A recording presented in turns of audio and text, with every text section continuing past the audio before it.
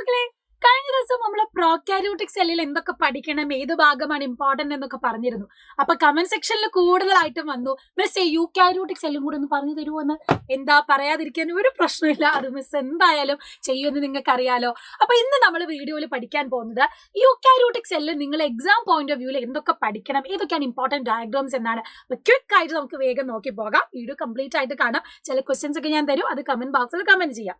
Eukaryotic cell വരുമ്പോൾ പ്രോകാരിയോട്ടിലും യൂക്കാരിയോട്ടിലും ഒരേപോലെ കാണുന്ന ആളാണ് പ്ലാസ്മ മെംബ്രെയിൻ എന്ന് പറയുന്നത്.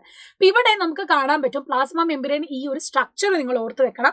ഇവിടെ പ്രധാനമായിട്ട് ഓർക്കേണ്ടത് സിംഗർ ആൻഡ് നിക്കോൾസൺ പ്രപ്പോസ് ചെയ്തിട്ടുള്ള ഫ്ലൂയിഡ് മൊസൈക് മോഡൽ. ഈ മോഡൽ എന്താണെന്ന് നിങ്ങളോട് ചോദിക്കും. ഫ്ലൂയിഡ് മൊസൈക് മോഡൽ എന്നാണ് നമ്മൾ പ്ലാസ്മ മെംബ്രെയിനെ പറയുന്നത്. ആൻഡ് ഇതിൽ ലിപ്പിഡ് ബൈലെയർ ഉണ്ട്, hydrophobic and hydrophilic tail and head ഒക്കെ നമ്മൾ പഠിക്കുന്നതാണ്. ആൻഡ് പ്രധാനപ്പെട്ട കാര്യം, ലിപ്പിഡ് ബൈലെയർ കൂടാതെ ഇവർക്ക് ഇടയിലായിട്ട് ഇന്റഗ്രൽ പ്രോട്ടീനും പുറമെയായിട്ട് പെരിഫറൽ പ്രോട്ടീനും നമുക്ക് കാണാം. അടുത്തത് നമ്മൾ സെൽ വോള്. പ്ലാന്റ്സിനും ഫംഗസിനും ഒക്കെയാണ് നമ്മൾ സെൽ വോള് കാണുക, പക്ഷെ ആനിമൽ സെല്ലിൽ സെൽ വോൾ ഇല്ല. പക്ഷെ സെൽ വോള് പഠിക്കുമ്പോൾ നിങ്ങൾ പ്രധാനമായിട്ട് പഠിക്കേണ്ട പോയിന്റ് ആണ്, പ്ലാന്റ് സെല്ല് പഠിക്കുമ്പോൾ ഒരു പ്ലാന്റ് വളരുന്ന സമയത്ത് നമുക്ക് പ്രൈമറി ആയിട്ടുള്ള ഒരു വോളെ കാണാൻ പറ്റുള്ളൂ. എന്നാൽ അതിനുശേഷം സെക്കൻഡറി വോൾ ഉണ്ട്.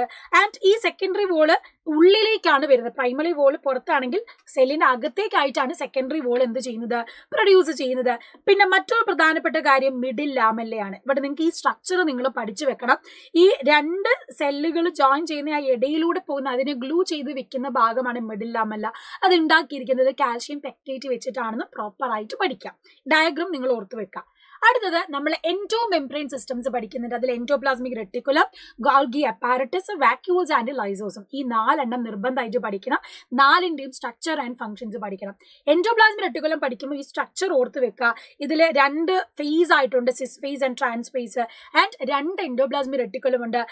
RER നിങ്ങളോട് ചോദിക്കാം, റഫ് എൻഡോപ്ലാസ്മിക് റെട്ടിക്കുലം. SCRന്റെ ഫുൾ ഫോം ചോദിക്കാം, സ്മൂത്ത് എൻഡോപ്ലാസ്മിക് റെട്ടിക്കുലം. ഇനി നമ്മൾ നേരെ നമ്മുടെ ഗോൾജി അപ്പാരറ്റസിലേക്ക് വരുമ്പോൾ ഇതിന്റെ ഫംഗ്ഷൻസ് വളരെ ഇമ്പോർട്ടന്റ് ആണ്. ഇതിനും ഇതേപോലെ നമുക്ക് കാണാം, സിസ് ഫേസ് കാണാം, ഇതിന്റെ ഉള്ളിൽ ഇവിടെ ട്രാൻസ് ഫേസ്. എൻഡോപ്ലാസ്മിക് റെട്ടിക്കുലത്തിൽ നമ്മുടെ ഉള്ളിൽ ഒരു ലൂമിനൽ ഫേസും പുറത്തൊരു എക്സ്ട്രാ ലൂമിനൽ ആയിട്ട് കമ്പാർട്ട്മെന്റ് തിരിച്ചാണ് കാണുന്നത്. പക്ഷെ ഗോൾഗി അപ്പാരറ്റസിൽ ഒരു സിസ് ഫേസും ട്രാൻസ് ഫേസും ഉണ്ട്. ഇതിൽ നിന്നാണ് എന്ത് ഫോം ചെയ്യുന്നത്, ലൈസോസോംസ് ഒക്കെ ഫോം ചെയ്യുന്നത്. അപ്പൊ പാക്കേജിംഗ് ആണ് ഇവരുടെ ഫംഗ്ഷൻ. എൻഡോപ്ലാസ്മിക് റെട്ടിക്കുലം ട്രാൻസ്പോർട്ട് ആണ് സഹായിക്കുന്നത്. അടുത്തത് ലൈസോസോം. ലൈസോസോം എന്ന് പറയുന്നത് ഒരു പേര് കൂടെ നമ്മൾ പറയും, സൂയിസിഡനൽ ബാഗ്. കാരണം ജേംസ് ഒക്കെ എൻ്റർ ചെയ്താൽ അവരെ പോയി വിഴുങ്ങി നശിപ്പിച്ച് അവരോട് കൂടെ തന്നെ നശിക്കുന്നവരാണ് ലൈസോസോം എന്ന് പറയുന്നത്. അപ്പൊ അതും കൂടെ ഓർക്കുക, എൻഡോ മെംബ്രെയിൻ സിസ്റ്റത്തിൽ വരുന്നതാണ്. പിന്നെ ഒരാളും കൂടി വരുന്നത് വാക്യൂൾ ആണ്. വാക്യൂൾ നിങ്ങൾ പഠിക്കുമ്പോൾ നമുക്കറിയാം, സെൻട്രൽ വാക്യൂൾ പ്ലാന്റ് സെല്ലിലാണ് കാണുന്നത്. അതിന്റെ മെംബ്രെയിൻ ആണ് നിങ്ങൾ ഓർത്ത് വെക്കേണ്ടത്, ദാറ്റ് ഈസ് ടോണോപ്ലാസ്റ്റ്. ടോണോപ്ലാസ്റ്റ് ആണ് വാക്യൂളിന്റെ മെംബ്രെയിൻ്റെ പേര്. ഇനി നിങ്ങൾ 4 എൻഡോ മെംബ്രെയിൻ സിസ്റ്റത്തിലുള്ള സെൽ ഓർഗൻസ് പഠിച്ചു. പക്ഷെ മൈറ്റോകോൺട്രിയ നിങ്ങൾ നിർബന്ധമായിട്ട് ഈ ഡയഗ്രാം ആണ് ഇമ്പോർട്ടന്റ് ആയിട്ട് പഠിക്കേണ്ടത്. ഡബിൾ മെംബ്രെയിൻ ആയിട്ടുള്ള ഓർഗനിലാണ്, സെമി ഓട്ടോണമസ് ആണ്. ഇവർക്ക് സ്വന്തമായിട്ട് റൈബോസോംസും DNA ഒക്കെ നമുക്ക് കാണാം. And outer membrane, inner membrane, അതിന്റെ ഇടയിൽ ഇന്റർ മെംബ്രെയിൻ സ്പേസ് ഉണ്ട്. ഈ ഇന്നർ മെംബ്രെയിൻ ഇതുപോലെ ഒരു ഫോൾഡിംഗ് ഉണ്ട്, അതിന്റെ പേര് ക്രിസ്റ്റ എന്നാണ്. ഈ ഉള്ളിൽ കാണുന്നത് മെട്രിക്സ് ആണ്. ഡയഗ്രാം നിർബന്ധമായിട്ട് പഠിക്കണം, ഷുവർ ഷോട്ട് ആണ്, പ്രീവിയസ് ഇയർ ക്വസ്റ്റ്യൻ വന്നിട്ടുള്ളതാണ്. അതുപോലെ തന്നെ നിങ്ങൾ പഠിക്കുന്നതാണ് പ്ലാസ്റ്റിഡ്സ് എന്ന് പറയുന്നത്. നമ്മൾ അവിടെ പഠിക്കുന്ന പ്രോകാരിയോട്ടിക് സെല്ലിനെ വെച്ച് നോക്കുമ്പോൾ യൂക്കാരിയോട്ടിക് സെല്ല് ആനിമൽ സെല്ലിനും ഇല്ലാത്തതാണ് എന്ത്, ഈ ഒരു പ്ലാസ്റ്റിഡ്. അപ്പൊ പ്ലാന്റ് സെല്ലിന്റെ one of the major feature ആണ് നമ്മൾ പഠിക്കുന്ന ലൂക്കോപ്ലാസ്റ്റ്, ക്രോമോപ്ലാസ്റ്റ് ആൻഡ് ക്ലോറോപ്ലാസ്റ്റ് പഠിക്കണം. ക്ലോറോപ്ലാസ്റ്റിന്റെ ഡയഗ്രവും പഠിക്കണം. ഇവിടെയും ഡബിൾ മെംബ്രെയിൻ ആണ്, ഔട്ടർ ആൻഡ് ഇന്നർ മെംബ്രെയിൻ ഉണ്ട്. ഉള്ളില് തൈലക്കോയിഡ്സ്, ഈ കോയിൻ ആണ് തൈലക്കോയിഡ്, അതിന്റെ ഉള്ളിലാണ് ക്ലോറോഫിൽ ഉണ്ടാവുന്നത്. തൈലക്കോയിഡിന്റെ ഒരു സാക്ക് ആണെന്ത്, ഗ്രാനം എന്ന് പറയുന്നത്. ആൻഡ് നമുക്ക് ഇതിന്റെ കണക്ഷൻ ആയിട്ട് സ്ട്രോമ ലാമെല്ലയും കാണാൻ സാധിക്കും. ഇനി റൈബോസോം ഉണ്ട്. റൈബോസോം എന്ന് പറയുന്നത് നമ്മൾ പ്രോകാരിയോട്ടിലും യൂക്കാരിയോട്ടിലും പഠിച്ചതാണ്. ഇവിടെ പ്രധാനമായിട്ട് പഠിക്കേണ്ടത് ഇതിന്റെ രണ്ടിന്റെയും കമ്പാരിസൺ ആണ് നിങ്ങളോട് ചോദിക്കുക. പ്രോകാരിയോട്ടിൽ 70 years ആണ്, യൂക്കാരിയോട്ടിൽ 8 years ആണ്.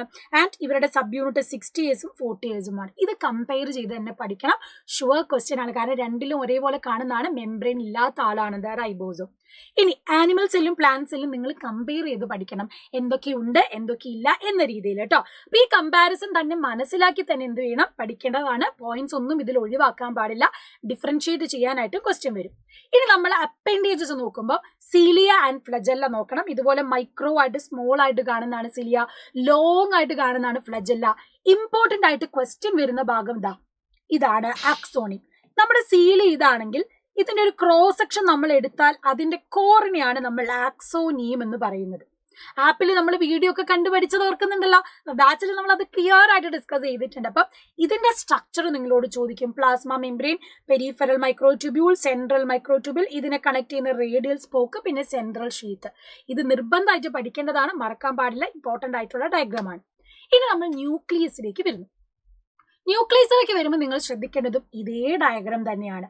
ന്യൂക്ലിയസിൽ നമുക്ക് ന്യൂക്ലിയർ പോറ് കാണാം, ന്യൂക്ലിയർ എൻവലപ്പ് കാണാം, ആൻഡ് ഉള്ളിലുള്ള ഫ്ലൂയിഡിനെ നമ്മൾ ന്യൂക്ലിയർ പ്ലാസം എന്ന് പറയും, സ്പെറിക്കൽ ബോഡിനെ നമ്മൾ ന്യൂക്ലിയോളജ് എന്ന് പറയും. ആൻഡ് പ്രധാനപ്പെട്ട കാര്യം, ഈ മെംബ്രെയിൻ ഇതിന് എൻഡോപ്ലാസ്മിക് റെട്ടിക്കുലത്തിനോട് കണ്ടിന്യൂസ് ആയിട്ടാണ് ഫോം ചെയ്യുന്നത്. അപ്പൊ അത് മറക്കരുത്, ന്യൂക്ലിയർ മെംബ്രെയിൻ വളരെ ഇമ്പോർട്ടന്റ് ആണ്.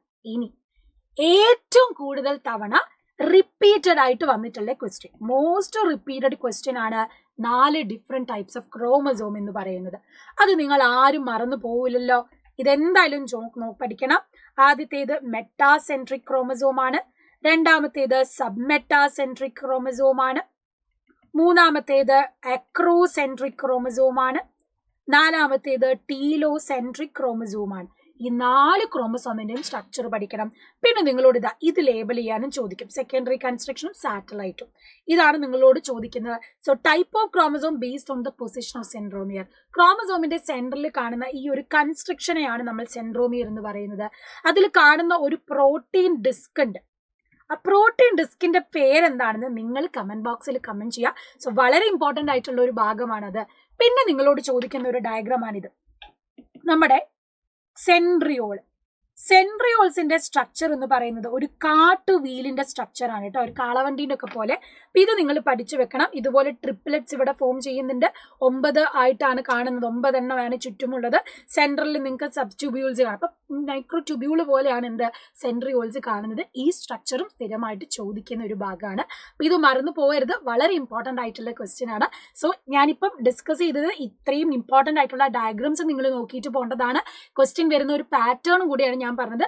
കമന്റ് ചെയ്യാൻ തന്ന ക്വസ്റ്റ്യന്റെ കമന്റ്സ് നിങ്ങൾ ആൻസർ കമന്റ് ബോക്സിൽ അറിയിക്കണം.